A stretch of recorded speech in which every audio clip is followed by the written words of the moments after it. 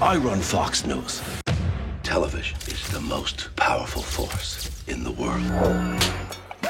On s'est lancé dans un business d'avenir. Oui, nous allons tous t'anéantir. On s'occupera d'anéantir tout le monde.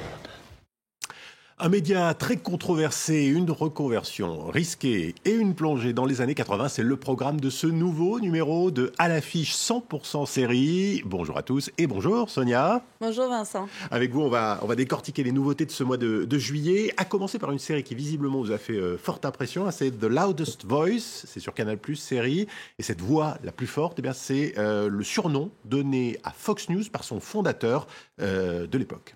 Oui, la série raconte l'ascension et la chute du fondateur de la chaîne américaine d'information continue Fox News, fondateur controversé, Roger Ailes. Il est incarné par l'acteur Russell Crowe, méconnaissable dans le rôle. Vous allez voir cette image. Il portait 2 perruques pour paraître chauve, des prothèses en silicone pour le cou et le corps, 6 heures de transformation pour ressembler donc au théâtral patron de la chaîne conservatrice. Vincent, je mettrai ma main à couper, qui sera dans la course aux Emmy Awards pour son interprétation exceptionnelle. Extrait. Television is the most powerful force in the world. I run Fox News. Anyone outside is the enemy. We need to reclaim this country for the real Americans. Gretchen, Roger. you know I fucked 2 Miss Americas. Not that one yet. He berates me constantly. I will do anything to protect my people. I'm a multifaceted man. Alors, au-delà de la performance de Russell Crowe, effectivement, c'est impressionnant.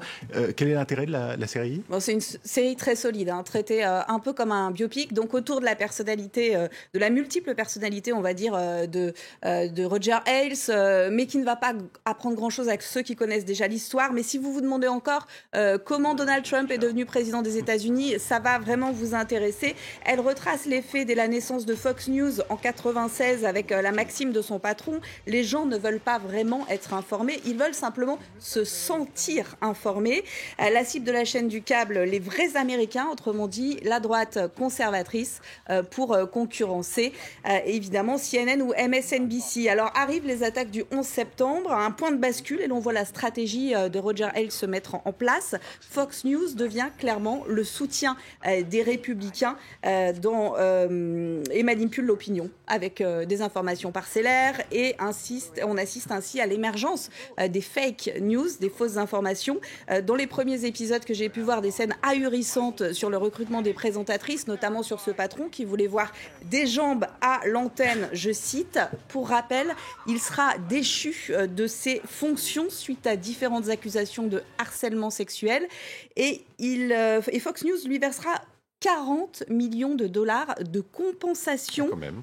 Il décédera un an plus tard, en 2017, à 77 ans quand même, vous l'avez dit. Voilà, ça s'appelle donc The Loudest Voice, c'est sur Canal+, série.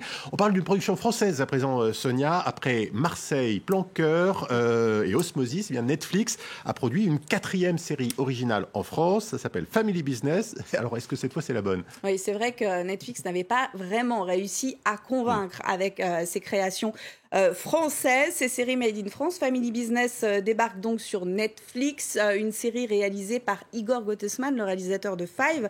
Le pitch donc, Jonathan Cohen doit reprendre à contre-cœur la boucherie familiale. En fait, il rêve de devenir riche et il a la fumeuse idée de transformer sa boucherie cachère en coffee shop quand il apprend que le cannabis pourrait être légalisé en France. Alors, les rôles ont été créés sur mesure pour donc Jonathan Cohen, Serge Le Mito, Gérard Darmon qu'on ne présente plus, Julia Piaton, les films Qu'est-ce qu'on a fait au bon Dieu et Liliane Robert, la série 10%, une série écrite et tournée en moins d'1 an et qui sort dans la foulée. En voici quelques images.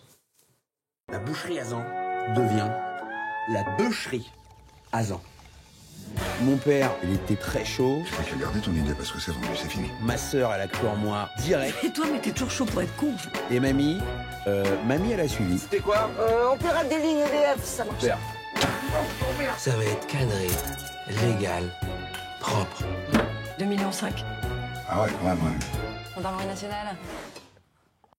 Voilà, Family Business, ça donne beaucoup de tchatch, Vincent, sur fond d'humour en demi-teinte. Au départ, ça met un peu de temps à démarrer, mais quand on entre vraiment dans la série, la mayonnaise prend bien. Il y a 3 ingrédients, en fait, dans cette série.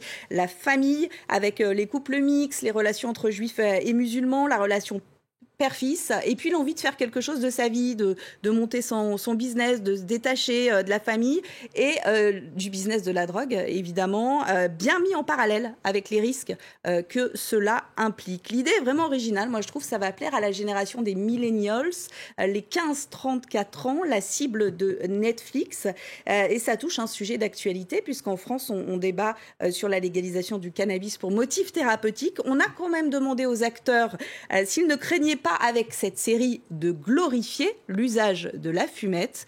Voici leur réponse. Ils s'en défendent en chœur. Le fait de parler de l'herbe et tout ça, ça m'a parlé parce que j'ai longtemps fumé dans ma vie. C'est pas une série qui glorifie le cannabis, c'est plus un moyen pour eux de réussir leur vie. C'est un prétexte, ça aurait pu être autre chose. On n'est pas là à fumer et à dire waouh, qu'est-ce que c'est bien. Il y a eu une série qui s'appelle d'ailleurs Weeds, 9 saisons. C'est ni à la gloire, ni pas à la gloire, c'est comme ça. Hein. C'est un business, c'est comme par exemple Breaking Bad, on fait pas l'apologie de la méthamphétamine, c'est un gars qui sait la fabriquer avec tout ce que ça implique sur sa vie, quoi.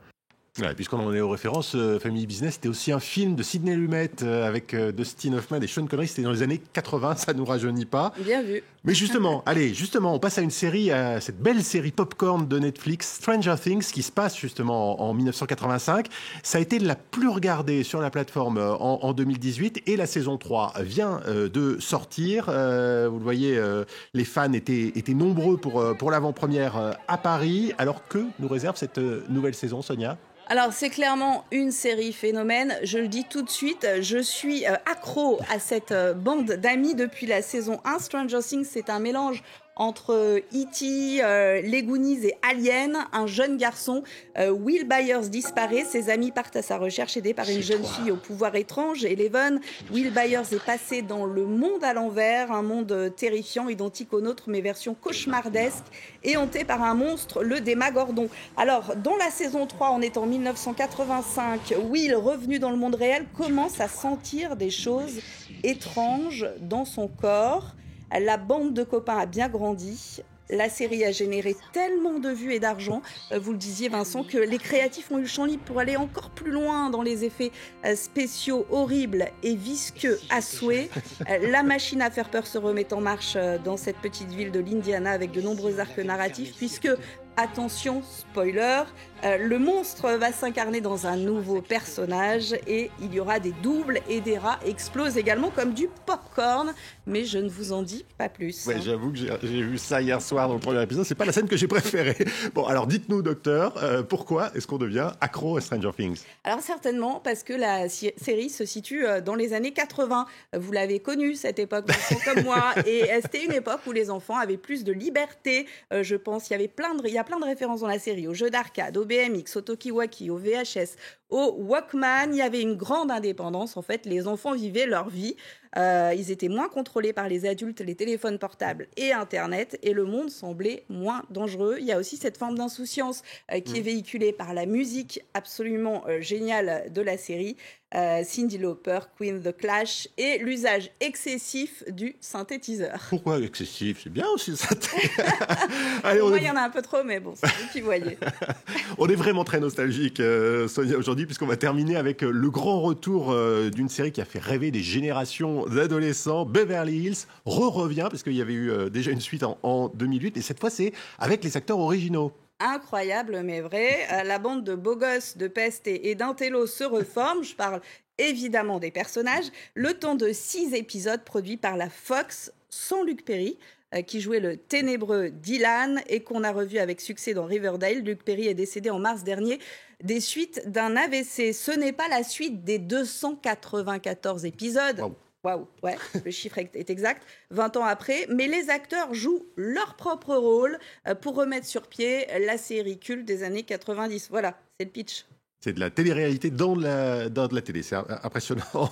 Beverly Hills, le reboot, donc ce sera à découvrir le 7 août prochain sur Fox, la boucle est bouclée. Merci Sonia, Merci. Et merci à tous. Vous savez que vous pouvez nous retrouver sur nos réseaux sociaux. On se quitte donc avec cette bande-annonce de Beverly Hills et ce générique que vous allez avoir dans la tête toute la journée. Remerciez-nous, c'est gratuit. À très vite.